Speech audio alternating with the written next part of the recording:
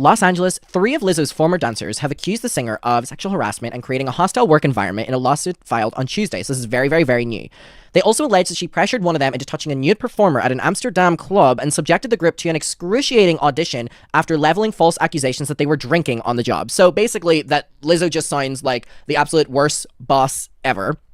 The dancers accused Lizzo, a performer known for embracing body positivity and celebrating her physique, of calling attention to one dancer's weight gain and later berating, then firing that dancer after she recorded a meeting because of her health condition. So basically, the most body-friendly person literally in the entertainment industry right now, Lizzo, is being accused of basically fat-shaming people and firing them for, allegedly, the reason of them gaining weight. The suit filed in Los Angeles Superior Court and provided to NBC News by the plaintiff's law firm also accuses the captain of Lizzo's dance team of, that's a big word. That's a huge word. Wow. I'm stumped, actually. My brain can't even begin to process how that may sound. Proselytizing. I would have never got that. Proselytizing? That's a crazy big word. What does that mean? The action of attempting someone to convert something. So, proselytizing, learning, obviously, to other performers and deriding those who have had a premarital sex with sharing lewd sexual fantasies, simulating oral sex, and publicly discussing the virginity of one of the plaintiffs. The suit does not say if Lizzo knew about the allegations linked to the dance captain, Shirlene Quigley, but the plaintiffs believe that the singer was aware of their complaints about her, according to their Laurel Yanny lawyer, Ron. The suit names Lizzo, whose real name is Melissa. I did not know that her name was not Lizzo. That was news to me. Melissa Vivian Jefferson, her production company, and Quigley as defendants. So basically, Quigley is the dance captain. So that's dance captain. So we're in agreement. In addition to accusations of a hostile work environment and sexual harassment, the suit brings claims for religious and racial harassment, false imprisonment, interference with prospective economic advantage, and other allegations. So here's a quote. The stunning nature of how Lizzo and her management team treated their performers seems to go against everything Lizzo stands for publicly, while privately she weight shames her dancers and demeans them in ways that are not only illegal, but absolutely demoralizing. So this was said in a statement from the people who are suing's lawyer, I'm pretty sure, right? I think so, yeah. It does. Okay, so that's him. All right, the suit accuses Lizzo of calling attention to the dancer's weight after an appearance at South by Southwest Music Festival. The singer and her choreographer later told the dancer, Ariana Davis, that she was deemed less committed to her role, a comment the suit describes as a thinly veiled concern about Davis's weight. Okay, so Amsterdam Club accusations. So this is one of the main things, okay? This is one of the main things.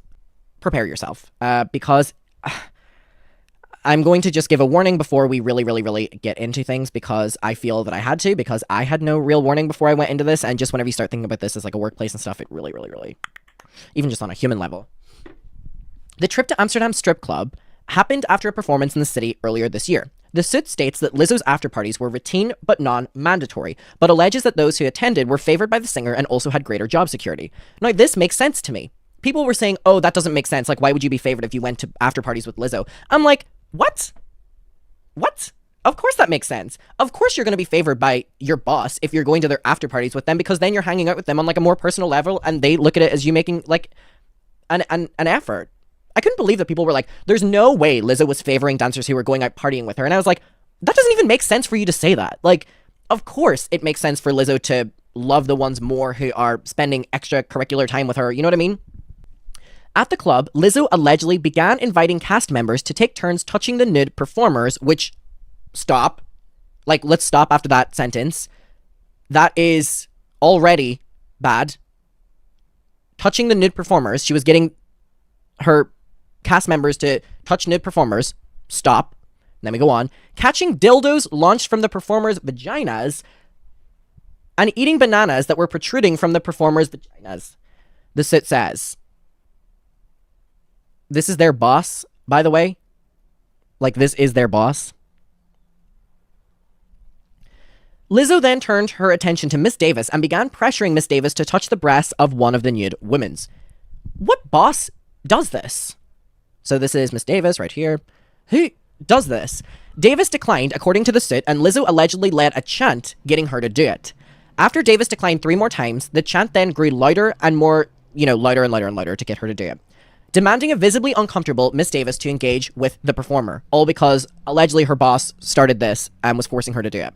When Davis eventually, did it and briefly touched the performer, the group burst into laughter, the Soot says. And by the way, there are many people who are obviously there for this. Like, this isn't just one person against Lizzo. Like, there are many, many, many of the dancers that are at this event. You know what I mean? This after party.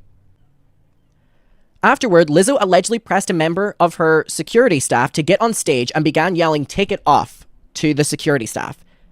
Like, what? Plaintiffs were, shocked at how little regard Lizzo showed for the bodily autonomy of her employees and those around her, especially in the presence of many people who she employed, the Soot says.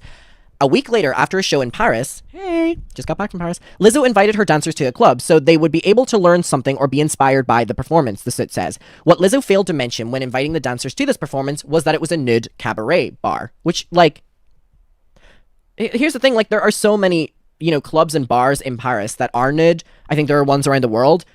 For your boss to take you to them is inappropriate. And then for your boss to take you to them without telling you what it is, in saying that you need to learn something from it, is even fucking weirder. I don't get it at all. I really, really, really don't. What do you mean to learn something from this? You're their fucking boss. The Soot described the performance as artful, but the plaintiffs were shocked that Lizzo would conceal the nature of from them basically robbing their choice to participate or not. So that is the Amsterdam trip, which is one of the big things of this topic. And then we go into harassment claims. So here we have Noelle. So the racial harassment claim is linked to what the Soot describes as comments charged with racial and fat-phobic things that were made by touring companies and their... In one instance, the former dancer asked to be compensated for their downtime at a rate of 50% of their weekly pay, according to the Soot. An accountant allegedly responded to the request by offering them 25% and scolding them for being unacceptable and disrespectful. Only the dance cast compromised, of full-figured women of color were ever spoken to in this manner, the Soot says, so basically implying that there was a racial reason that they were being treated. The religious harassment allegation is, why is there so much? This is nothing against the people who are speaking up. Don't get me twisted there. But why is there so much? You have 3 people on the record against you right now. It is... For not even just, one topic, many topics. Jesus Christ. The religious harassment allegation is connected to Quigley, so that's the dance captain, who also worked as a judge on reality show that Lizzo did. According to the Soot, she preached her Christian beliefs and took every opportunity to basically... it's that fucking word again. When you're coming to me, you're not coming for cleverness. Proselytize. Any opportunity to proselytize. Proselytize. Got there after 3 goes. 4, actually. So basically what it's accusing her of is trying to force her religious beliefs on people and try to change theirs. That's what this smart word section is summed up to. I got there in the end, don't worry.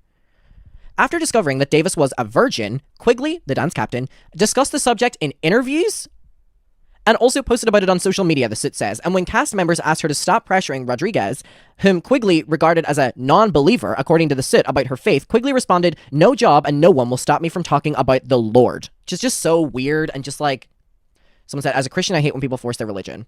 Dancers dismissed. So 2 dancers were fired in April and May. So for people asking when things happened, so they were fired in April and May. And according to the Soot, Williams lost her job April 26th, days after she spoke up at a meeting in which she challenged an assertion from Lizzo that the dancers were drinking before performances. The day before, Lizzo had told the group that they would have to audition again, a move that prompted what the Soot described as an excruciating 12-hour rehearsal. At a bare minimum, Lizzo just seems like an awful boss. You know what I mean? At a bare minimum, she seems like an awful, abusive boss. 12-hour rehearsals just because you just want to re-audition everyone whenever they've already worked on tour with you and stuff. At a bare minimum. If Lizzo is not guilty of anything, what she's guilty of is being a nasty boss that no one will want to work with. I have cat hairs all in my nose. Well, if Lizzo was dissatisfied with their performances, the Soot alleges that the dancers would be fired on the spot and sent home. During the rehearsal, Davis was so fearful that she would lose her job if she went to the bathroom. So basically, the dancers are even scared to go to the bathroom during this 12-hour non-stop that they're so scared to go to the bathroom that she soiled her pants. She was given a see-through outfit with no undergarments to finish the performance, the Soot says. And also, I don't know why people aren't acknowledging the fact that,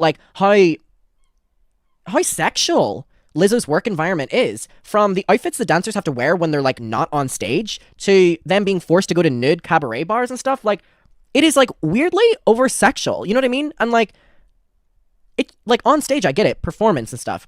I even get it with like, you know, possibly a rehearsal. But most rehearsals, like, they're not this, and like it just seems so weirdly sexual. When Lizzo raised the issue, again the following day, Williams responded saying the dancers didn't drink. The Soot says the singer then allegedly offered what the Soot describes as a mocking reply. Well, if you're not, then good for y'all. 5 days later, on April 26th, Lizzo's tour manager fired Williams in a hotel lobby, the Soot says, which I can only assume was on tour if it's a hotel lobby, so you're firing this dancer allegedly on tour? The manager attributed the termination to budget cuts. Oh my god, how convenient. Said the Soot, which noted that no one else was fired. Rodriguez complained to the management about, the main manager at the management, about the decision to publicly fire Williams. A move that Lizzo repeatedly raised with the dancers during an April 27 meeting, during which she told the group that she had eyes and ears everywhere, according to the Soot. She just sounds like a fucking nightmare. Davis recorded the April 27th meeting because she suffered from an eye condition that sometimes left her disoriented in a stressful situation, the Soot says. Days later, Lizzo held an emergency meeting and had security employees confiscate the dancers' phones. What the fuck? Lizzo became furious, hurling, all these things at the group and stated that she was going to go around one by one in the room, person by person, until someone told Lizzo who made the recording. Davis acknowledged the recording during the meeting, saying that she wanted to have a copy of Lizzo's performance notes, as it says. When Davis said she didn't mean any harm and that she would delete the video, Lizzo allegedly responded, "There is nothing you can say to make me believe you." Miss Quigley and Lizzo then took turns berating Miss Davis, so the dance captain and Lizzo, the Soot says. After cascading Miss Davis, Lizzo then fired Miss Davis on the spot. Before Lizzo left the meeting, Rodriguez told her that she felt disrespected and would resign, the Soot says. Lizzo responded by cracking her knuckles, balling her fists, and then using a thing that she told Rodriguez that she was lucky, the Soot states. As Rodriguez left, the Soot says Lizzo raised both her middle fingers and yelled a slur. The Soot alleges false imprisonment against Lizzo's production company because a member of her security details allegedly forcing Davis to remain in the room after the meeting ended so he could search her phone. So that was basically that they were locking her in rooms. The Soot does not specify a dollar amount for damages that cover emotional distress, including unpaid wages, loss of earnings, and attorney fees. In the meantime, Lizzo continues to inspire fans. In a recent clip circulating on social media, the singer can be seen telling a young woman attending a concert how beautiful and special she is, and how she could be the greatest dancer in the entire world. Speaking to the fan who said she had been bullied online, Lizzo said, "The words that we say have a long-lasting impact on people." And I think that that is such an impactful ending to this article that Diana from NBC wrote. Isn't that a crazy line to end it on? That Lizzo told a fan, the words that we say have a long-lasting impact on people. I think that's crazy. I think that is absolutely, absolutely crazy.